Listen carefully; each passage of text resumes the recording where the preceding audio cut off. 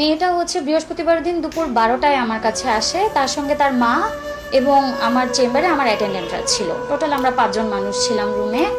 তো আমি যখন মেয়েটাকে জিজ্ঞাসা করি যে মা তোমার কি সমস্যা লাগে বলো, সে প্রথমে খুবই ভয়ে ছিল। একটু কনসোল করা হলো, তাকে একটা কলম একটা চকোলেট দিয়ে একটু কনসোল করা হয়েছে। তারপরে সে আমাকে বলল ম্যাডাম আমার পেটটা ভার ভার লাগে, কি জানি লড়ে।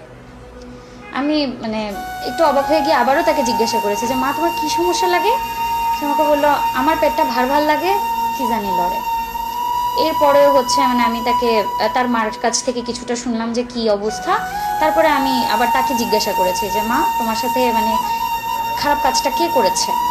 সে শুধু হুজুর, হুজুর শব্দটা সে 2বার বলল, হুজুর বলে মানে বাচ্চাটা এই পুরো। মেয়েটার বাবা নাই, মেয়েটা একজন এতিম। তো মেয়েটা হচ্ছে তার নানির কাছে বড় হয়েছে আর এই মাদ্রাসায় পড়ালেখা করে। তার মা একজন গরিব মানুষ, সে অন্য বাসা বাড়িতে কাজ করে, তার পড়াশোনার খরচ চালায়। কিন্তু এই ধরনের হুজুর এই ছোট বাচ্চাদের সাথে এরকম খারাপ কাজ করে তাদের লাইফটা, তাদের জীবনটা অনেক নষ্ট করে দিচ্ছে।